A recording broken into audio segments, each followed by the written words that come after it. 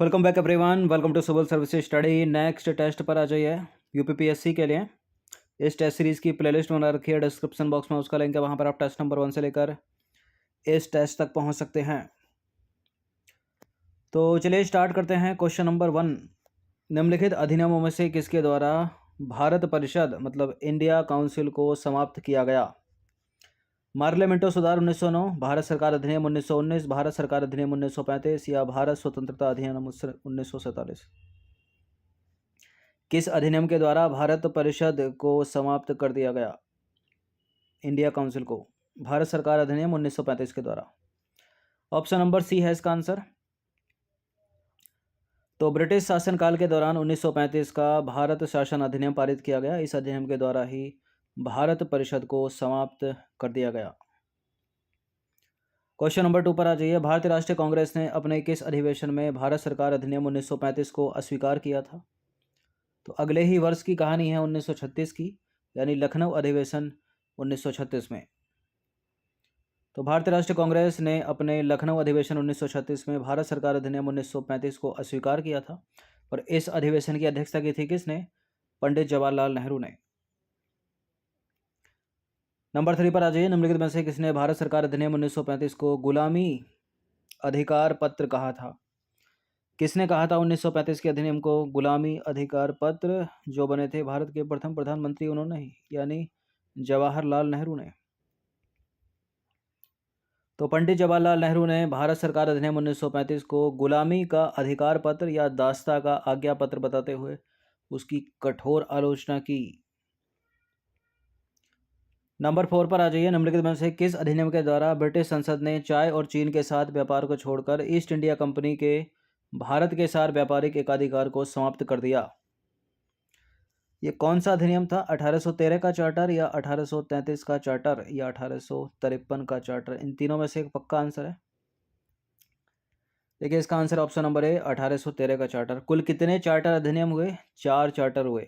Important 1813 का, 33 का और 53 का है। सबसे ज़्यादा प्रश्न इन तीनों से ही बनते हैं। तो 1833 के चार्टर अधिनियम के माध्यम से ब्रिटिश संसद ने चाय और चीन के साथ व्यापार को छोड़कर ईस्ट इंडिया कंपनी के भारत के साथ समस्त व्यापारिक एकाधिकार को समाप्त कर दिया था। जबकि 1833 का चार्टर अधिनियम द्वारा कंपनी के समस्त व्यापारिक कार्य समाप्त कर दिए गए तथा भविष्य में कंपनी को केवल राजनीतिक कार्य संपन्न करने थे। नंबर 5 पर आ जाइए। निम्नलिखित में से किस स्थान पर मुड़िया मेला का आयोजन किया जाता है? मुड़िया मेला का आयोजन किया जाता है गोवर्धन में। Option number C. तो मुड़िया पूर्णिमा मेला को, जिसको मुड़िया पूनो मेला भी कहा जाता है, का आयोजन हर वर्ष गोवर्धन, मथुरा, वृंदावन में गुरु पूर्णिमा के दिन होता है। ठीक है, यानी आषाढ़ मास की पूर्णिमा। क्वेश्चन नंबर 6 पर आ जाइए। निम्नलिखित में से कौन भारत का मार्टिन लूथर कहलाता है? भारत का मार्टिन लूथर किसे कहा जाता है? स्वामी दयानंद सरस्वती को। वेदों की और लौटों का नारा इन्होंने दिया था। इंपॉर्टेंट है, पूछ लेता है एग्जाम में। तो आर्य समाज के संस्थापक स्वामी दयानंद सरस्वती थे। उन्होंने जो है वेदों की और लौटों का नारा दिया था और उन्हें भारत का मार्टिन लूथर कहा जाता है। नंबर 7 पर आ जाइए। भारत में थियोसॉफिकल सोसाइटी की सफलता मुख्यतः थी एनी बेसेंट के कारण। किसके कारण सफलता की बात हो रही है? एनी बेसेंट के ही कारण। Option number A. तो 1879 में कर्नल अलकॉट और मैडम ब्लावत्स्की भारत आए तथा मद्रास में अड्यार के पास थियोसॉफिकल सोसाइटी के मुख्यालय की स्थापना की। और 1889 में श्रीमती एनी बेसेंट सोसाइटी की सदस्य बनी तथा 1893 ईस्वी में भारत आकर उन्होंने सोसाइटी के लिए सर्वाधिक लोकप्रिय भूमिका निभाई। क्वेश्चन नंबर 8 क्या कहता है कि निम्नलिखित को कालानुक्रम में रखना है? तुलसीदास, राजा राम मोहन राय, स्वामी विवेकानंद, स्वामी दयानंद सरस्वती। देखिए तुलसीदास इसमें सबसे पहले हो गए, 16वीं शताब्दी के हो गए। इसके बाद राजा राम मोहन राय आ जाएंगे, राजा राम मोहन राय के बाद आ जाएंगे दयानंद सरस्वती और सबसे बाद के हो गए स्वामी विवेकानंद। तो थर्ड सबसे लास्ट में आएगा, यानी 1 2 4 3 बी है इसका आंसर। तो तुलसीदास का काल है 16वीं शताब्दी और राजा राम मोहन राय 1772 से 1833 दयानंद सरस्वती का 1824 से 1883 और स्वामी विवेकानंद का 1863 से 1902।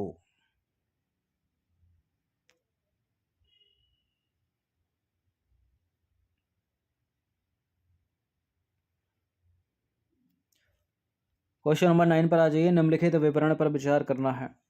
1853 में जन्मे यह पश्चिमी भारत के पारसी थे।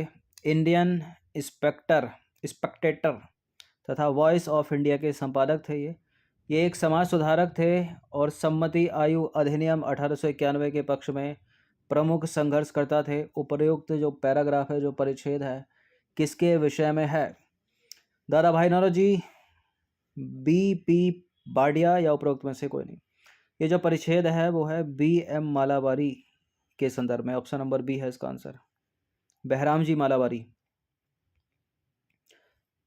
तो देखिए, बहराम जी मालाबारी एक पारसी थे। इन्होंने इंडियन स्पेक्टेटर तथा वॉइस ऑफ इंडिया का संपादन किया और यह सम्मति आयु अधिनियम 1891 के प्रबल पक्षधर थे। इस अधिनियम के द्वारा लड़कियों के विवाह की न्यूनतम आयु 12 वर्ष कर दी गई। बाल गंगाधर तिलक ने इस अधिनियम का विरोध किया था। 10वां प्रश्न है, भारतीय राष्ट्रीय कांग्रेस का 1885 में महासचिव निम्नलिखित में से कौन था? A.O.. Hume, option number A. तो भारतीय राष्ट्रीय कांग्रेस के 1885 में महासचिव ए.ओ. ह्यूम थे। इन्होंने ही कांग्रेस का गठन किया और W.C. बनर्जी 1885 में कांग्रेस के प्रथम अधिवेशन के अध्यक्ष थे। क्वेश्चन नंबर 11 पर आ जाइए। भारतीय राष्ट्रीय कांग्रेस के प्रथम निर्वाचित यूरोपीय अध्यक्ष थे, कौन थे? ये बंटी का नाम याद रखिएगा। बंटी एक ट्रिक है, मतलब बनर्जी, नौरोजी, तैयब जी, यूले, ये मतलब 85, 86, 87, 88, ये तैयब जी, ठीक है। T4 तैयब जी, बदरुद्दीन तैयब जी की बात हो रही है। तो ये थे पहले मुस्लिम अध्यक्ष, 1887 में बने थे भारतीय राष्ट्रीय कांग्रेस के। और ये वाई से है जॉर्ज यूले, ये पहले यूरोपीय अध्यक्ष थे। तो George Yule, option number B हो गया इसका आंसर। तो भारतीय राष्ट्रीय कांग्रेस का प्रथम निर्वाचित यूरोपीय अध्यक्ष जॉर्ज यूले थे। इन्होंने भारतीय राष्ट्रीय कांग्रेस के चतुर्थ अधिवेशन यानी 1888 की अध्यक्षता की थी और बदरुद्दीन तैयब जी ने 1887 की, याद रखिएगा। 12वां प्रश्न है, निम्नलिखित में से कौन एक भारतीय राष्ट्रीय कांग्रेस से कभी संबद्ध नहीं रहे? फिरोज शाह मेहता, हकीम अजमल खान, अब्दुल गफ्फार खां, सर सैयद अहमद खां। ये तीनों रहे लेकिन सर सैयद अहमद खां नहीं रहे। तो सर सैयद अहमद खां भारतीय राष्ट्रीय कांग्रेस से कभी संबद्ध नहीं रहे। 1857 के विद्रोह के समय वह कंपनी की न्यायिक सेवा में थे। वह कंपनी के प्रति पूर्णतः राजभक्त रहे। 13वां प्रश्न है, निम्नलिखित में से किस एक को लाला लाजपत राय ने अपना राजनीतिक गुरु माना था? देखिए, महात्मा गांधी के राजनीतिक गुरु थे गोपाल कृष्ण गोखले और लाला लाजपत राय के राजनीतिक गुरु थे मेजनी, ऑप्शन नंबर डी। तो लाला लाजपत राय ने इटली के क्रांतिकारी मेजनी के जीवन वृत्त को पढ़ने के बाद उन्हें अपना राजनीतिक गुरु माना और बाद में उन्होंने मेजनी की उत्कृष्ट रचना द ड्यूटी ऑफ मैन का उर्दू में अनुवाद भी किया।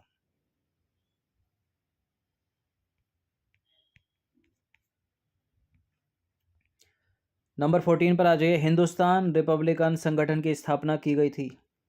हिंदुस्तान रिपब्लिक संगठन की स्थापना की गई थी कहाँ पर? इलाहाबाद, कानपुर, लखनऊ या नई दिल्ली? कहाँ की गई थी? ऑप्शन नंबर बी, कानपुर में। तो देश में उचित ढंग से क्रांतिकारी आंदोलन का संचालन करने के उद्देश्य से अक्टूबर 1924 में युवा क्रांतिकारियों ने कानपुर में एक सम्मेलन बुलाया तथा हिंदुस्तान रिपब्लिकन एसोसिएशन नामक क्रांतिकारी संगठन की स्थापना की। इसके संस्थापक सचिंद्र सान्याल, राम प्रसाद बिस्मिल, योगेश चंद्र चटर्जी और चंद्रशेखर आजाद थे। और जो सचिंद्र सान्याल थे वो इसके अध्यक्ष थे। क्वेश्चन नंबर 15 पर आ जाइए। निम्नलिखित में से कौन एक उग्रवादी विचारधारा के पक्षधर थे?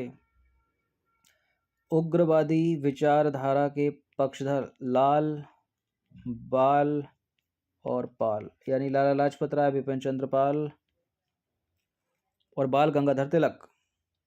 तो बिपिन चंद्र पाल उग्रवादी विचारधारा से संबंधित थे। उन्होंने अपनी सभ्यता एवं संस्कृति को पाश्चात्य संस्कृति से श्रेष्ठ प्रमाणित किया और इनका लाला लाजपत राय एवं बाल गंगाधर तिलक के साथ एक त्रिगुट था जिसे संक्षिप्त में लाल बाल पाल कहा जाता है। क्वेश्चन नंबर 16 पर आ जाइए। निम्नलिखित कथनों पर विचार करेंगे। दो स्टेटमेंट के साथ बताइए इनमें से कौन सा करेक्ट है। औषधियों का उल्लेख सबसे पहले अथर्ववेद में मिलता है। सुश्रुत को शल्य चिकित्सा का पिता कहा जाता है। और चरक की चरक संहिता भारतीय चिकित्सा शास्त्र का विश्वकोश है।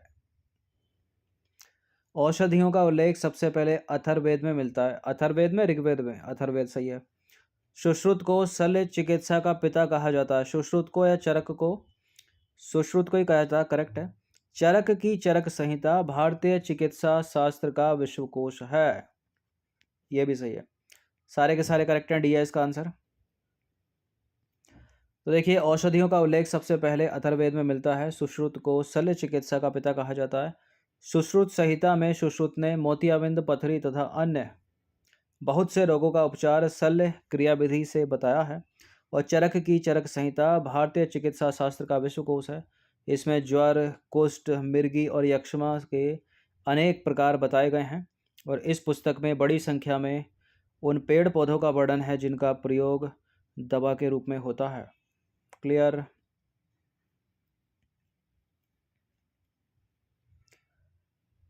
अब है क्वेश्चन नंबर 17। विद्वानों तथा रचित पुस्तकों के संदर्भ में निम्नलिखित युग्मों पर विचार करना है। विद्वान है और इनके द्वारा लिखित गई पुस्तकें।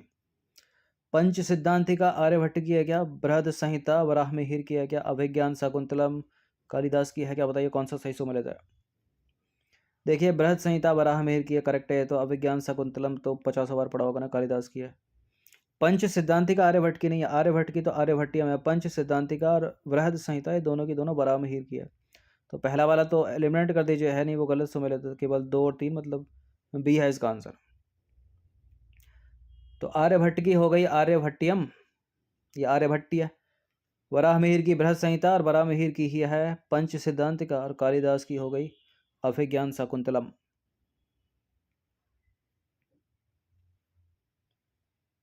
नंबर 18 पर आ जाइए। प्राचीन भारत की कला के संदर्भ में निम्नलिखित कथनों पर विचार कीजिए। पहला स्टेटमेंट है, दूसरा स्टेटमेंट है, बताने के इनमें से कौन सा करेक्ट है। देखिए, मौर्यकालीन सिंह की मूर्ति वाले स्तंभ शीर्ष को भारत सरकार ने राष्ट्र चिन्ह के रूप में स्वीकार किया है। और भारत और यूनानी शैली के मिश्रण से गांधार शैली का जन्म हुआ। हुआ क्या? हुआ, करेक्ट है। दोनों के दोनों स्टेटमेंट सी है इसका आंसर। तो देखिए, मौर्यकालीन पालिशदार सिंह की मूर्ति वाले शीर्ष स्तंभ को भारत सरकार ने राष्ट्र चिन्ह के रूप में स्वीकार किया। और भारतीय कला और यूनानी कला दोनों के तत्वों के सम्मिश्रण से एक नई कला शैली का जन्म हुआ जो गांधार शैली के नाम से प्रसिद्ध है। और बुद्ध की पहली प्रतिमा इसी शैली में है। क्वेश्चन नंबर 19 पर आ जाइए। निम्नलिखित कथनों पर विचार करेंगे। दो स्टेटमेंट के साथ बताइए कौन सा करेक्ट है। हड़प्पा काल का समाज नगरीय समाज था। और वैदिक काल में समाज अश्वारोही था किंतु पशुपालक नहीं था। क्या दूसरी बात करेक्ट लग रही है क्या? देखिए, वैदिक काल का मतलब सॉरी, हड़प्पा कालीन जो समाज था वो, हड़प्पा मतलब सिंधु सभ्यता एक नगरीय सभ्यता थी। ठीक है, सिंधु सभ्यता है, हड़प्पा सभ्यता, तो करेक्ट हो गया उसके संदर्भ में पहला स्टेटमेंट। वैदिक काल में समाज अश्वारोही था और पशुपालक भी था। ठीक है, पशुपालक था, पशुपालन होता था। अब पहला वाला जो है वो करेक्ट हो जाएगा, दूसरा वाला गलत हो जाएगा। तो इसका आंसर हो जाएगा ऑप्शन नंबर 1, केवल एक। तो देखिए, हड़प्पा काल का जो समाज है वो नगरीय समाज था, न कि अश्वारोही। और वैदिक काल में समाज जो है अश्वारोही और पशुपालक दोनों था, इस चीज़ को याद रखिएगा। तो बी जो है वो असत्य है, यानी अपना आंसर क्या है? ए, मतलब स्टेटमेंट 2 असत्य है। क्वेश्चन नंबर 20 पर आ जाइए। निम्नलिखित में से कौन सा या से वैदिक काल में राजा की आय का प्रमुख साधन थे या था? वैदिक काल में राजा की आय के मुख्य साधन कौन कौन से हैं इसमें? नजराना तो था ही, उनको मिलता था। युद्ध में की गई लूट, कर था क्या वैदिक काल में? कर नहीं था, टैक्स नहीं था। तो 2 को हटा दीजिए, 2 2 जहाँ पर है, केवल 1 और 3, इसका आंसर हो जाएगा बी। तो वैदिक काल में राजा की आय का मुख्य साधन युद्ध में की गई लूट था। वे शत्रुओं से संपत्ति छीनते और विरोधी जनजातियों से नजराना लेते थे। और राजा को दिए जाने वाला यह नजराना क्या कहलाता था? बलि या चढ़भा कहलाता था? तो हिस्ट्री के ये 20 प्रश्न थे। इनकी प्रैक्टिस जो है एक बार कर लीजिएगा। धन्यवाद। Modern plus ancient.